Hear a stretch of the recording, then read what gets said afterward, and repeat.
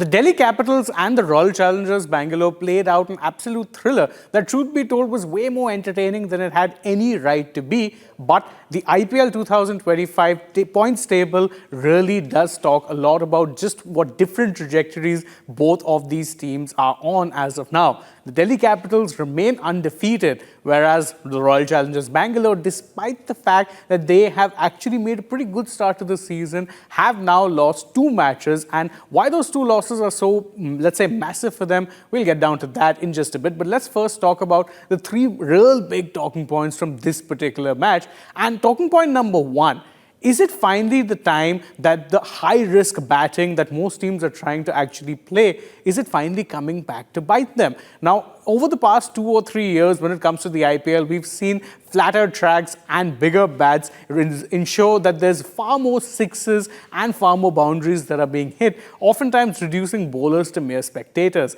But this season really has seen a little bit of an evening out as far as the odds are concerned, with bowlers now more afraid, or less afraid rather, to take a few risks and try and get the batters out early. In this match, you saw instances of it take place in both of the innings. The Royal Challengers Bangalore made a good start, but then ended up collapsing like a bag of 9 pins. And even the Delhi Capitals, whilst chasing 163, ended up making it look way more tougher than it should have been because, well, they ended up actually losing so many early wickets. In the end, it was sensible batting from the local lad KL Rahul along with Tristan Stubbs that took them through. The pitch was pretty decent and the target was never that imposing, and Delhi, despite the fact that they won, should be looking at themselves and thinking maybe we should have been a little less risk averse in this particular match because they didn't really need to be taking that many risks to begin with.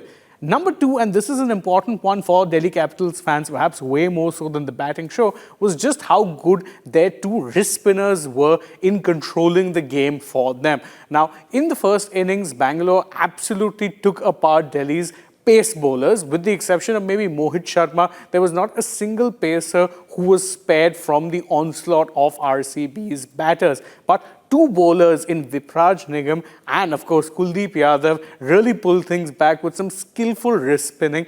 And truth be told, this is the kind of bowler you really need in such circumstances, in such situations where the pitches are very batter-friendly. You need skillful spinners to try and pare things back a little bit. And perhaps it couldn't have been better contrasted, really, when you're looking at just how much Bangalore struggled, because their only wrist spinner was Suyash Sharma, who, despite obviously being a promising talent, is still very young. And their other spinner, well, was Krunal Pandya, who wasn't perhaps as effective as he was in the match against the Mumbai Indians, which is to be expected given he's not a wrist spinner and is someone who relies more on speed variations than actually turning the ball.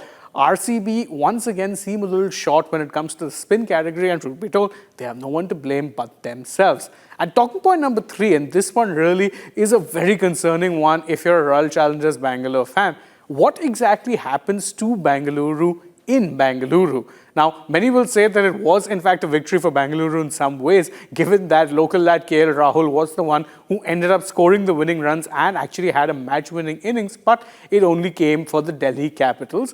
Bangalore now have played 2 matches at home so far this season and they've lost both. Amazingly, their 3 wins all have come away from home.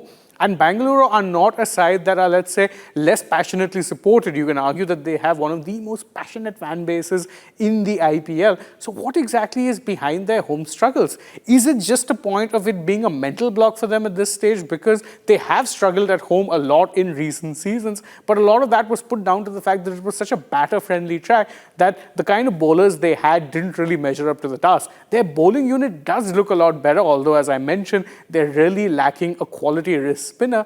But even without that, they shouldn't have been giving away the kind of runs that they were giving away, and more importantly, should not have been losing their first 2 matches at home. It does put them in a little bit of an uphill task, because if your home ground is not a fortress, then away wins are going to be much more important. The truth be told, they already are, given that most teams actually have comfortable records at home. That's not in fact the case for the RCB side, and it could be a concern for them, a historical one that has been going on for a few seasons that still seems to be going forward. They need to snap out of that particular trend and snap out of it soon. Otherwise, it could end up being yet another season of not making it to the playoffs. But these are the major talking points from this particular match. What are your thoughts? You can let us know that in the comments below. And don't forget to stay tuned to Republic World and Republic Sport Fit for more such interesting content from the world of sport. One of the biggest dangers to our country are negative influencers, dirty influencers. These are people who are there on digital mediums only to get numbers, and what they do has had a very negative effect on our society. We all know about it. But together, you and I can change that. Republic is starting an influencer incubator program where you can be part of creating some world-class content that is nation first, that helps our country, that creates awareness. And you can work with me here on this campus as part of the first phase of the Republic Influencer Incubator program, which is the Positive Influencers program.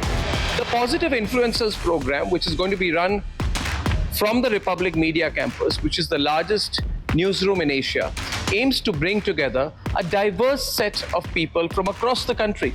You can work from where you are, you can work with me here on this campus to create content on anything which you feel, if it proliferates, if it spreads, will have a positive impact on our people. It could be in the area of health, technology, defense, awareness, current affairs, politics, or even history, science and technology.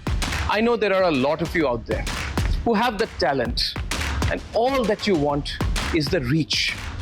And Republic is doing this to give your content the reach.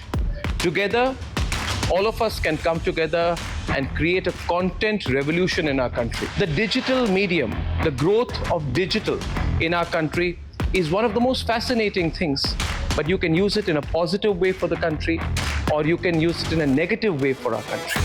There are too many people who are using the digital medium to make a quick buck.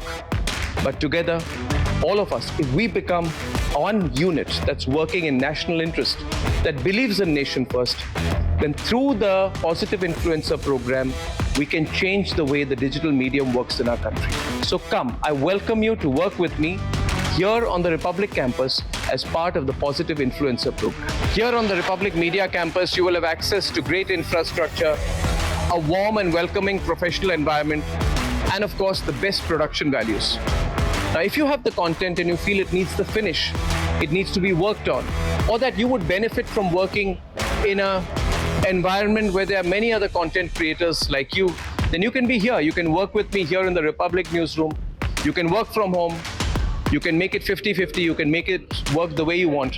As long as you believe that the content you create, and we believe that the content you create, will make our nation number one, will be one solid contribution towards the Viksit Bharat, then you can be part of this wonderful program.